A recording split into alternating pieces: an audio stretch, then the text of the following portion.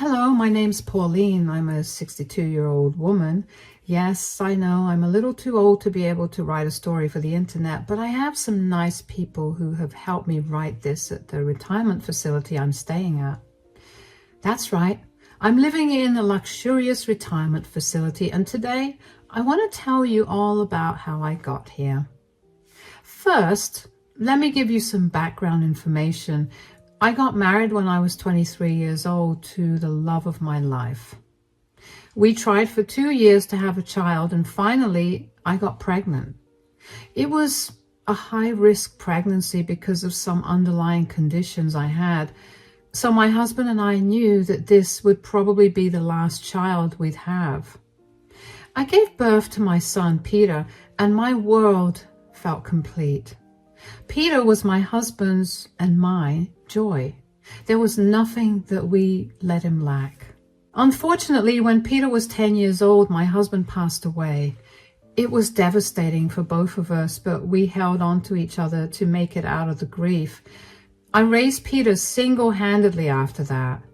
It was very hard. My husband and I barely got by when both of us were working, so after his death, taking care of all our bills fell on my shoulders.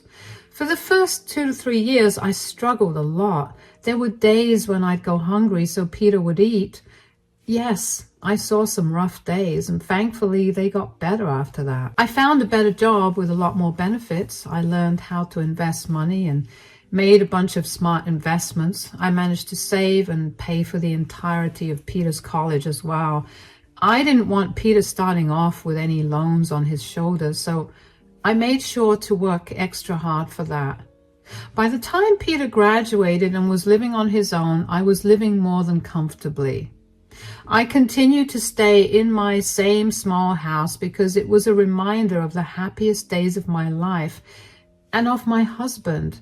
This is only relevant because you'll understand why Peter never suspected me of having saved so much. Anyway, while in college, Peter met my now daughter-in-law, Lindsay. The two of them met in their first year of college and began dating shortly after. They were inseparable, and I was happy for both of them. They brought out the best of each other, and not to mention the only thing that mattered to me was my son's happiness. I did everything I could to make sure he never lacked anything, so it made me happy to see that even his romantic needs were fulfilled by Lindsay. Peter and Lindsay moved in together after they graduated. They didn't visit me as much, but I made sure to visit them whenever I could. We spent holidays and other occasions like birthdays together, but that's it. This was how it worked for a few years, so imagine my surprise when Lindsay suddenly invited me over to their place for dinner on a random Tuesday. I accepted the invite and went over. Peter and Lindsay seemed a little nervous, but I dismissed it. We had a great dinner, and once we were done with it, I thanked them for it. Thank you for inviting me over to your place for dinner, you two. It was lovely. Of course, Mom. I hope you liked what you had for dinner. I mean, I spent a lot of time cooking it, and I specifically made what Peter told me was your favorite. Whoa, I loved it. It was delicious, I promise. Why do you look so nervous, though? Is something wrong? Well, Mom, we actually had to ask you something. Oh, of course. Go ahead and ask away. So, you know how Lindsay and I have been dating since freshman year in college?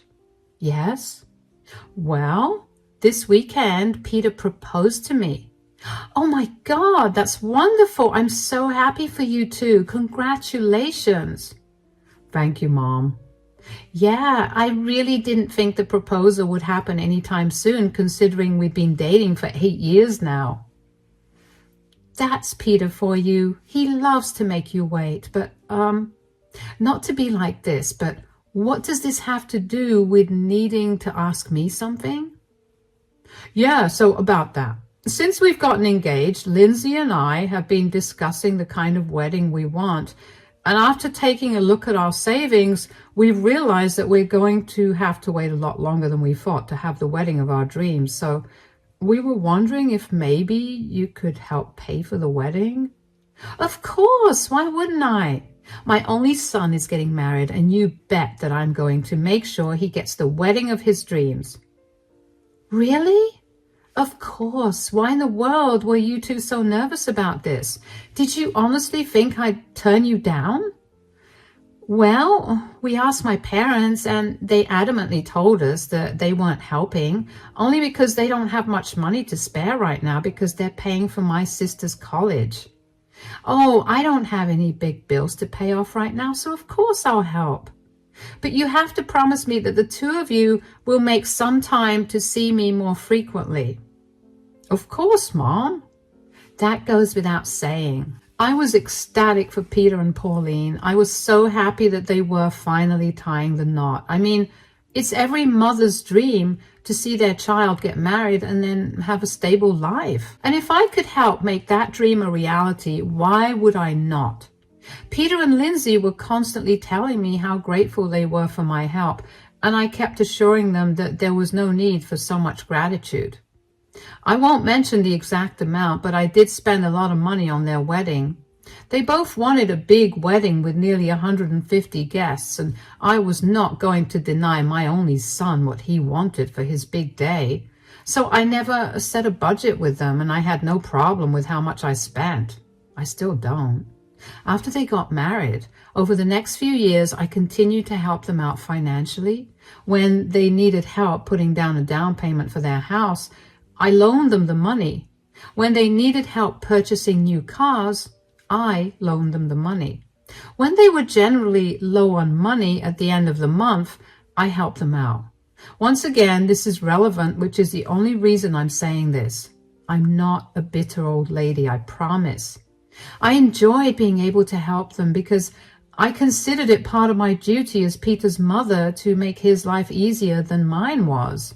Anyway, aside from all the financial help, Peter, Lindsay, and I got a lot closer as a family. We called each other every other day just to check in, and also made it a point to meet once a week or every other week for dinner, and on some occasions, lunch. These dinners or lunches were either hosted at my place or theirs. I considered these meals quality time spent with them, and I always felt great by the end of it. The only reason I didn't feel so good every day was because I continued to work well past the age of 60. Now, I know that's old, but I've been working for so long and I know what being destitute feels like, so I was scared to stop working. But one day I happened to look at my retirement savings and realized I had way more than enough to live on. I decided it was time to retire then. Once I had retired, I decided to invite Peter and Laura to dinner at my place, and I prepared them a feast. The two of them looked surprised to see so much food. Peter asked me if there was something special about the dinner. So, what's this dinner all about, Mom? Well, I have some big news to share with you guys. Oh, I'm excited. What is it? Well, you know how I've been working so hard for so many years. I recently decided to stop. Stop? You mean you stopped working? Yes, I'm retiring. Are you sure that's a good idea? Of course. I've been working since I was 17, and I think now is the best time to stop. My son is well settled, and I have nothing to worry about. But what about your expenses? How are you going to manage the house without any income? I mean, I have my retirement money set aside, so I think that should tide me over. Are you sure that you've saved enough? I'm sure I do. Even if I don't, you two would be able to help me out, right?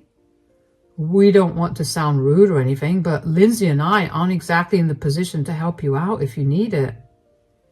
Why wouldn't you be able to help me out? You two are earning well, and you have an extra bedroom. Sure, but we have enough to support the both of us, not a third person. Look, if it comes to it, I'll apply for government aid or something. I don't think this is something you two should be worried about. You're my mother. Of course I'm worried about you. I'm over 60, Peter. Did you expect me to keep working my entire life? I don't have it in me to keep working anymore. Yeah, but maybe you could work part-time. At least that way you're bringing in some income. I have decided to retire, and that's it. I don't want any more suggestions about what I could do. I love that the two of you are concerned for me, but I know that I've got my future under control from here. If you say so, Mom. Good. Now, shall we continue with dinner? I will admit that I was a little peeved by their questions. I never questioned any of their choices, no matter what it was about, so I didn't understand why they were so intrusive about my decision. I let it go for the duration of the dinner, but after they were gone, I couldn't help but feel upset. I had hoped that they'd be happy for me, but after I revealed the reason for the dinner, the atmosphere got tense and weird. I decided to just let it all go because I figured that I was just tired from cooking for so long. I thought I was probably reading too much between the lines. Over the next few days, I busied myself with some household chores that I had ignored for way too long. I thoroughly cleaned the entire house and got rid of years' worth of junk. I tended the garden and polished all the furniture. I was having a great time, especially because I got to finally do the things I'd been meaning to do for a long time. One day, I was in a particularly good mood, so I thought I'd pay Peter and Lindsay a visit. I hadn't gotten a phone call from them in a few days, and I'd been too busy and tired to call them as well. I knew they wouldn't have a problem with me just dropping by because they told me I could do it whenever I wanted to. I bought a good bottle of wine and made a casserole for our dinner, and when I got to their place, Peter opened the door. Mom, what are you doing here? Oh, I was free and I thought I would surprise you guys with some wine and dinner. You're not allowed here. What do you mean? Let me spell it out for you. No income, no entry into this house. Are you serious? Yes. Lindsay and I have been talking about this since we last met, and we realized that we didn't want someone who wasn't earning to come into our house. But I'm your mother. Just because I don't earn money, it doesn't mean that my role as your mother is gone. Sure, but because you're my mother, we realize that you might use that to mooch off of us. Mooch? Are you kidding me right now? You do realize that I was the one who paid for everything you've ever wanted. Even the car you drive right now was bought by me. I have no reason to mooch off of you. See, we were afraid that you were going to use all the things you gave me as a reason to mooch off of us, and we were right. I'm literally bringing it up to tell you that I never intended on doing that. I don't care about money. You two were the ones that brought up my money. Believe me, I have more than enough money to live happily. I don't buy that. You probably have enough for a few years, and then you'd come crawling back to us and asking us to give you money. I'm just setting my foot down now so I can stop all of that from happening. So what? Because I've retired, you're going to cut all contact with me? That's a little crazy, don't you think? First of all, I'm not cutting contact with you. I'm simply telling you that you won't be allowed into our house. I don't want you thinking that you can just show up whenever and then one day decide that you never want to leave. We can meet whenever you want at either your house or anywhere else outside. Secondly, nothing about this is crazy. I'm just being careful. You know what? You're right. It's good that you're being careful. I'm glad that I've raised you to be that way, but clearly I went wrong somewhere because all you seem to see is money and not the fact that your aging mother is trying to spend time that she barely got to spend when you were growing up with you. Don't be dramatic. I appreciate you wanting to spend time with me, but I just don't want that to happen at my house. All right then, I'll get going. Mom, I really hope that there are no hard feelings here. Sweetie, you're my son. There will never be any hard feelings. This has only opened my eyes and made me realize that I've got some things to think about. Anyway, I don't want to bore you with that. I'll see you around. To say I was heartbroken was an understatement. I couldn't believe that my son and daughter-in-law were capable of treating me so indifferently, all because I wasn't earning money. I couldn't even begin to understand why that mattered to them at all. Was that the reason they kept asking me intrusive questions at my retirement lunch? I vaguely remember driving home after that. I was in so much shock and I felt so sad that I felt numb. I didn't know what more to do or say to convince Peter and Lindsay that I was not there to take their money or live off of them. I think I pretty much wallowed in that sadness for a good day, and then the sadness turned into anger. The more I thought about it, the more I knew that there was no reason for both of them to treat me this way. I decided in my fit of anger that if they truly believed I was trying to mooch off of them, then I'd show them just how much money I had. The first thing I did was get in touch with my friends who I knew would be able to help me put my plan into action. I put my house up for sale, and given that it had been a long time since my husband bought the house, the value of the house appreciated a lot, so I made a killing selling it. Then I did some research and found this beautiful retirement housing facility. I went there to check it out, and let me tell you, I fell in love with it. It was luxurious, and I just knew that I had to spend the rest of my days there. Upon inquiring about the price for it, I was told that it was $1 million, which I had. So I pretty much registered myself there immediately. I still had a good amount of money left, so I decided to get in touch with my lawyer. I had written down a will many years ago, a little while after my husband passed away, because I wanted to be prepared in case I also passed away as suddenly as my husband did. In my original will, I had willed everything to Peter, but I knew that I had changes to make. I was not leaving anything to him, not only because I was very peeved by his treatment of me based on money, but also because I knew that by the end of my life, after everything I've spent, there wouldn't be much to give him. I knew that even if I had some money left over, I was going to donate it. All of this had taken almost 2 weeks. In that time, I did not contact Peter or Lindsay at all. I didn't feel like talking to them, and running around filing paperwork and then moving into the facility was exhausting. Eventually, though, a day after I moved into the facility, Lindsay called me. "Hello, Pauline, how are you?" "I'm good. How are you?" "I'm doing good, too. I just wanted to make sure that things were all right between us." "Of course it is. Why are you asking?" "Well, you didn't call or text us for the last 2 weeks, and we were beginning to worry." "Ah, yes, sorry. I was busy with things." "Busy? What have you been up to?" "I figured it was time for me to leave my house." "What? What do you mean?" "You guys made it pretty clear that you didn't want me around, and you were right. What was I going to do in my house? Might as well move someplace else, so that's what I did." "We didn't mean that we didn't want you to be around us." "Oh, you don't have to sugarcoat it. I understood perfectly what Peter was trying to say.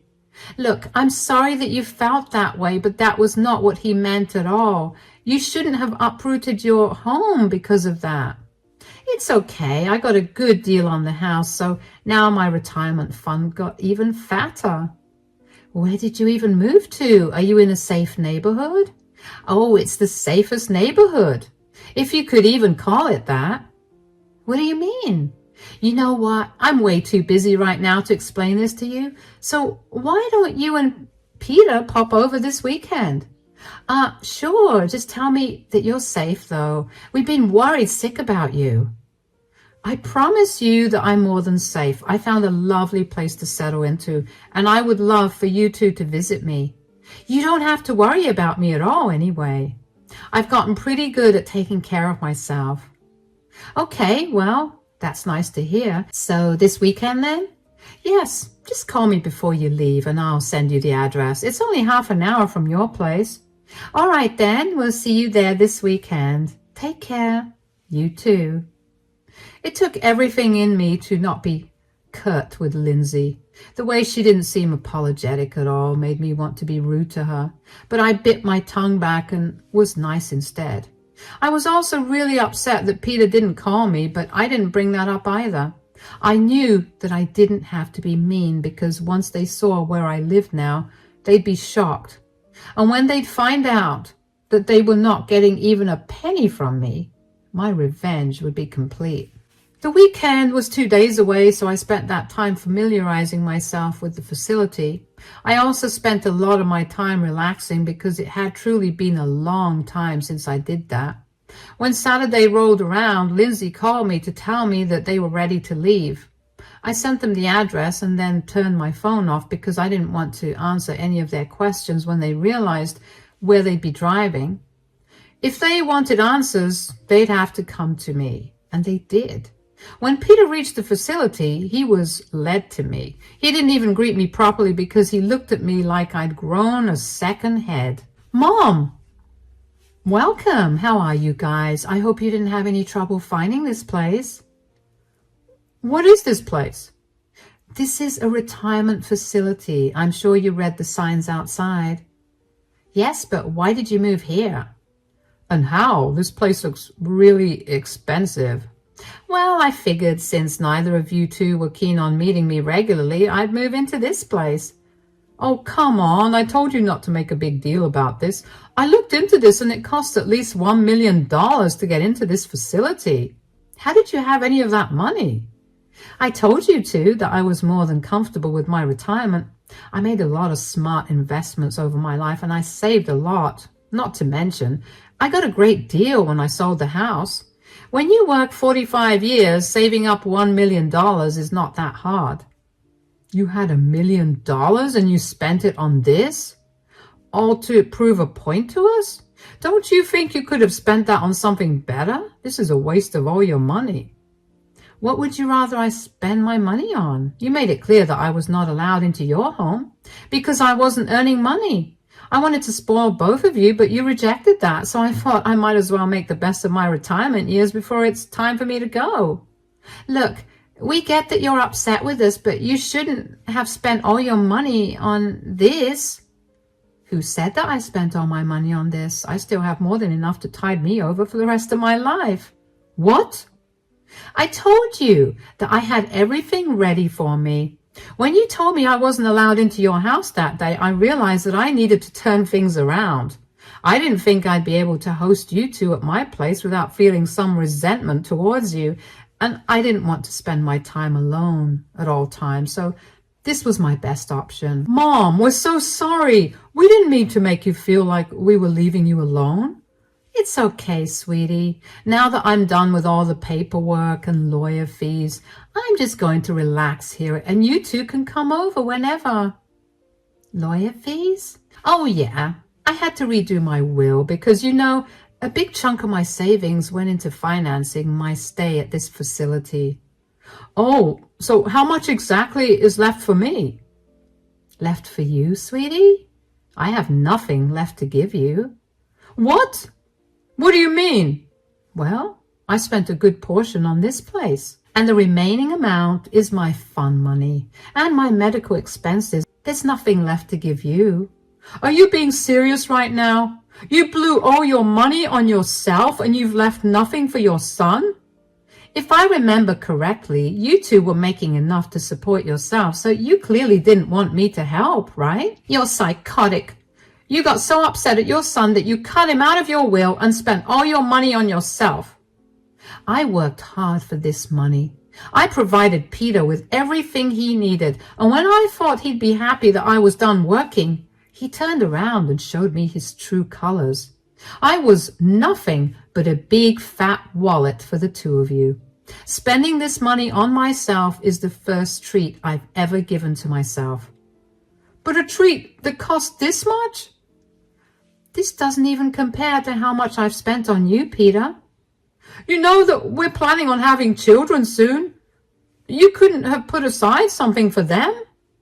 You're making enough to save up, Peter. I'm done helping you out. You were being careful by not letting me into your house, right? So be careful with your money now and you can have children. Oh, you're impossible. Don't expect us to visit you after this. That doesn't bother me. You hurt me enough that day when you refused to let me into your house. You know where the exit is. Bye. Peter stared at me with the angriest look I've ever seen before grabbing Lindsay's hand and leaving with a huff. I was relieved that I didn't have to deal with any more of his tantrums. I felt bad that I was not going to be leaving him with anything, but I knew that it was not going to teach him anything. Besides, I didn't want Peter to feel bad after I was gone. I wanted him to understand why he was wrong for treating me differently just because I was no longer earning any money. Peter refused to talk to me after that day, but Lindsay did not stop blowing up my phone with texts that told me how horrible I was as a person and as a mother for doing this to Peter. I initially explained myself to her again. I told her that while this may seem rude to them, I was nothing but nice to them the entire time. It was beyond rude and hurtful when they turned their backs on me, especially when I was the one who helped them get settled into adulthood. Lindsay only went off on me some more for holding that over their heads. Initially, I did feel bad about that. I never meant to hold anything over their heads. I helped them out because I didn't want Peter to ever struggle. I know firsthand what it's like to struggle and have no one to help you out.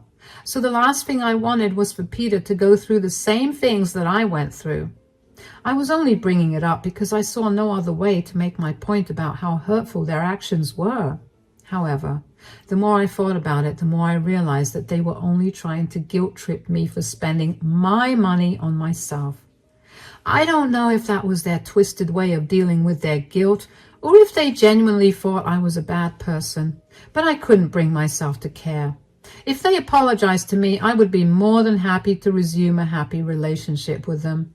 Even if they did not apologize, I know in my heart that I did nothing wrong against them. I did everything to provide for Peter and never once spent on myself the way that I did on him, which I know is my duty as a mother. But even when I had money and Peter was living on his own, I still spent on him more than I did on myself. There's no reason for me to feel bad about making the last years of my life more comfortable, especially since my own son told me that he did not plan on helping me out. Anyway, I decided to mute Lindsay's chat so she could go on ranting for however long she wanted and I wouldn't have to constantly be reminded of her and Peter. It's been nearly 2 months since I last spoke to Peter or Lindsay, and I can honestly tell you that I'm at peace. I'm enjoying my time at this retirement facility, and I finally picked up some of my old hobbies again. I'm happy and stress-free after so many years, and I'm going to make sure that nothing ruins this for me.